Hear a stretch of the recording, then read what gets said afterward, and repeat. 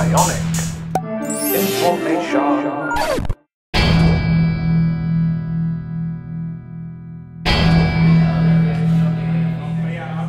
It's really nice. It's nice.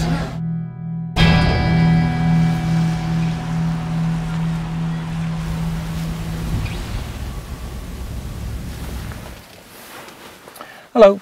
So we're back in the UK and it's grey and it's raining even though it's the end of August, and after 2 weeks in California driving a very different car which I will refer to in future videos, we're back in the IONIQ Electric, and it's very nice to get back into it. The one thing I do notice is the steering wheel feels very thin compared to the BMW I was driving over the last fortnight. But yeah, the IONIQ Electric is not our first electric car, it's our only car at the moment. Before this we had a Nissan Leaf 24 kilowatt hour, that was our only car as well. That was the kind of second generation British built in Sunderland in the north of England. Before the Nissan Leaf we had a petrol car, and that was actually the first car I'd owned my entire life. I didn't own cars for a very long time. Having living in big cities in the UK, I didn't feel the need to. For the future I'd like my next car, whatever it is, to be the last one I buy for a very long time. It's a very expensive business buying new or even kind of fairly new used cars. 1, 2, 3 year old, like electric cars tend to be, because they're still quite new products. So I'd like my next one to be a fairly long-term purchase, and I'm hoping that it will be the Tesla Model 3. So I have one on pre-order, and I was one of the crazy people that went in and put down a deposit of £1,000 sterling on the first day that that was available in the UK, and hadn't seen the car. Watched the release I think overnight or in the next morning, realised it looked like a fairly decent car. Bit disappointed that they still don't actually have the short-range battery version. It's only the long-range battery version that's more expensive on sale in the US at the moment, I believe, possibly Canada too. And absolutely no idea when it will come to the UK in right-hand drive. But I have actually stood outside the car last October in California when I was there on a work trip, and this time I did get to see and sit inside the Tesla Model 3 for the first time. I didn't get to test drive it, I did ask, but there was a 1 week waiting list and we weren't staying anywhere long enough for 1 week to be able to do that, and it's doubtful they would have let me drive it on my UK driving licence. The last time I tried to test drive a Tesla in the US on my driving licence, they didn't allow it. A friend of mine who was an American citizen had to do it instead, and it might have been the case again. Now this is a bit crazy considering I've driven now thousands of miles in the US on my driving licence in rental cars, in hire cars. Who knows? So we saw Tesla stores in both San Diego, California and in Stanford, California. I'm going to blend the footage from the two, so you'll see kind of different colours of Tesla Model 3 and me kind of pointing at the various features in them and how they work. I'll also try and make some commentary about space and size and things. Sitting back in my IONIQ now, I'll cut away and show some pictures of it here, what I'm looking at. The Model 3 is a bit more spacious, definitely. It doesn't feel that different actually inside. It's a different sort of feel to it, so it's not immediately one-to-one comparable. But it does look like a fairly nice car. But I'll make a few more comments as we go through the footage, and I'll give you some of my thoughts about how an IONIQ owner feels sitting in a Tesla Model 3, especially when they're an IONIQ owner with a pre-order on a Model 3. So hope you enjoy some of the nice sunny footage rather than the grey and gloom that we have in the UK, in the north of England at the moment. And yeah, thanks for watching, and you'll see some nice Tesla Model 3 footage now.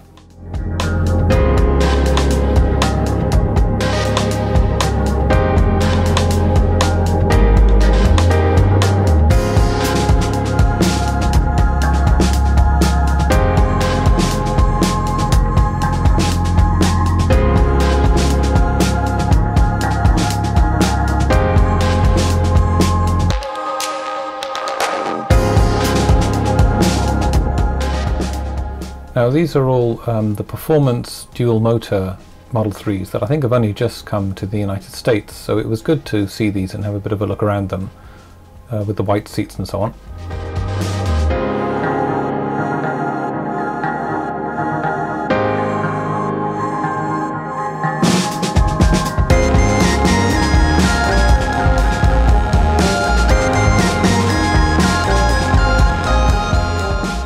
Outside the Stanford Tesla store there were lots and lots of Tesla's parked presumably for test drives, and they also have the skateboard on display that shows you the structure that underpins all the current Teslas.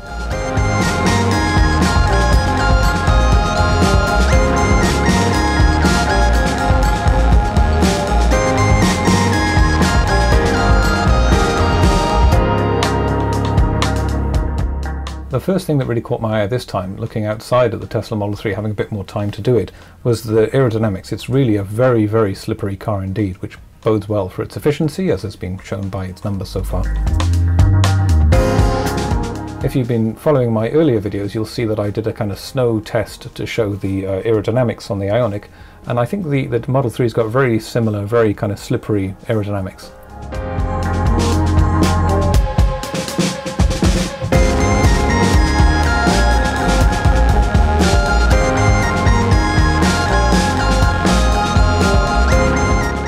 So still outside the car, I had a good look at the front, which looks big, a handy kind of storage space that isn't there on the IONIQ at all. I was very careful to close it properly with hands either side of the Tesla logo. And then I also had a look in the boot, which reveals a very big space, the boot of the trunk.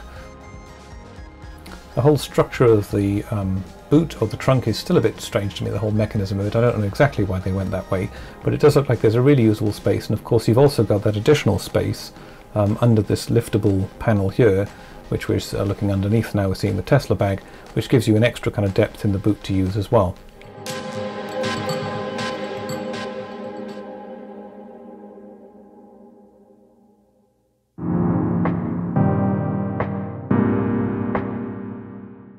I didn't have any problems using the strange sort of aerodynamic door handles to get in the car.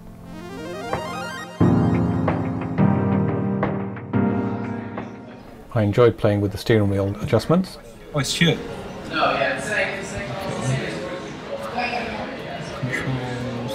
Adjustments, yeah, I want to try that thing. Oh, look at that. Wow. You see that? Mm-hmm. In the VR it's really good because you don't see, like, you know, there's nothing blocking it. It's really adjustable, it's nice.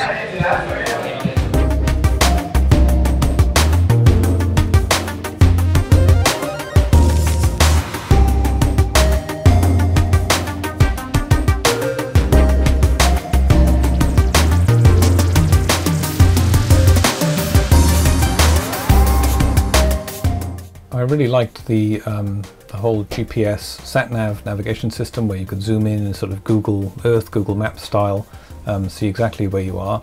It seemed very responsive, you know, not laggy, and it didn't take me long to work out how to add the additional layers for, you know, the satellite view and for traffic conditions and that kind of thing.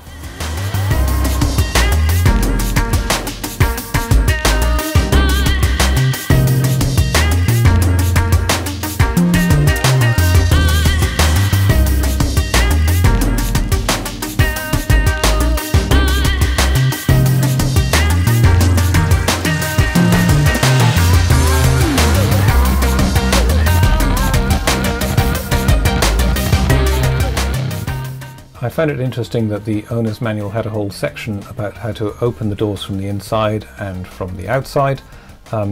They are sort of slightly odd the way that they've done it, particularly the door release to go out when you're inside the car. I did manage to use it okay. I still don't know exactly why they went with that design, but I sort of got out okay, but I imagine you have to tell people to do it that way.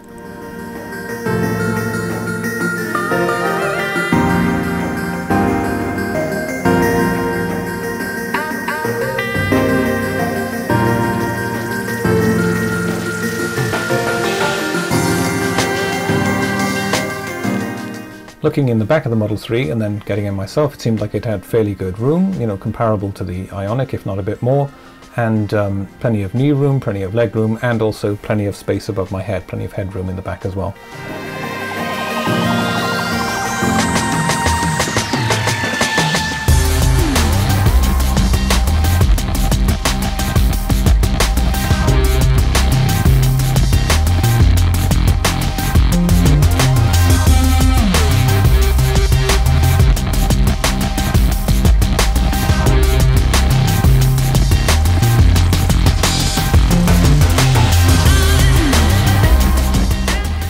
I did find the sort of music positioning, the fact that you had to sort of swipe it down to get back at the map. I hope that isn't the case, you know, when you're actually driving the car.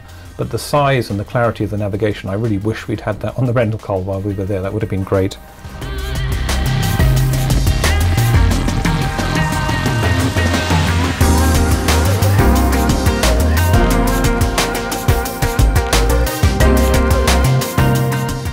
I was keen to try out the novel kind of unusual air vent system with that long single vent that's controlled via the touchscreen. I did actually sort of pump up the air a bit to see if I could feel the effect of changing the position of the airflow, but in the showroom car I couldn't feel anything really very much from that vent, even though it was quite hot outside and I was blowing cold air.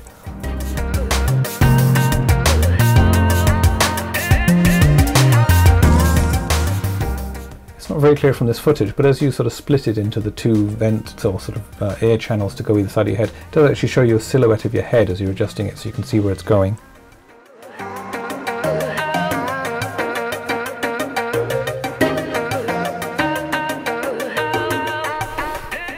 So we're back in my IONIQ now, just to show you sort of side by side a comparison of just how different the interiors of the two cars really are. I mean, it is literally worlds apart. They're very different in terms of the design, layout, the whole thing.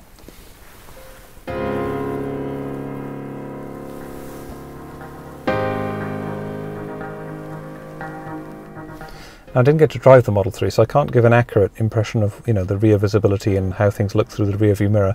But I imagine there's a sort of you can understand what might happen from the way that the sort of split across the rear windscreen is in the IONIQ, with the sort of bar for the aerodynamics, with the sort of raked roof.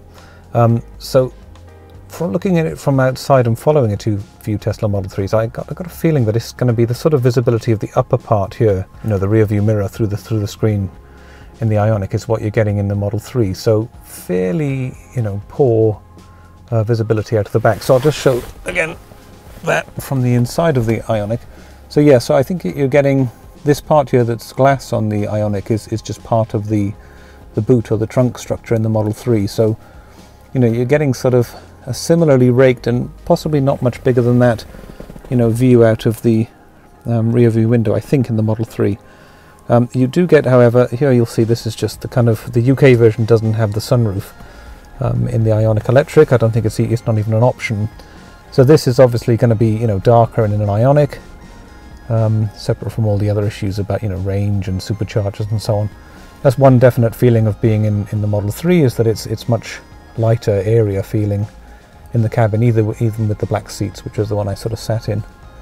But in terms of sort of space and size, obviously I didn't get to try, you know, a car seat in one. This is the one in mine, that's a fairly big car seat, fairly chunky one for my son. But you know, that actually feels quite comparable in terms of the interior cabin space, but I think a little bit more legroom in the back than the IONIQ. And of course the Model 3 does have these kind of air vents, and it has USBs in the back. There's no USBs in the back for charge for passengers in the IONIQ. Okay, so I hope you enjoyed that IONIQ driver perspective on the Tesla Model 3 from my brief experience with it in California. And you'll see sort of down here lower in the frame, my son has joined me in the car. He wanted to come and see the car. Yeah, so the more I see about the Tesla Model 3, the more I like it. The big question, of course, is when is it coming to the UK and at what price? So hopefully, you know, it'll be some sort of long-term replacement for our IONIQ Electric at some stage, with more range and better charging infrastructure. But we'll just have to see. So, okay, thanks for watching. There'll be more videos coming soon. Subscribe if you'd like to. And bye now. You want to say bye-bye too? No, bye-bye. Well done. Well done.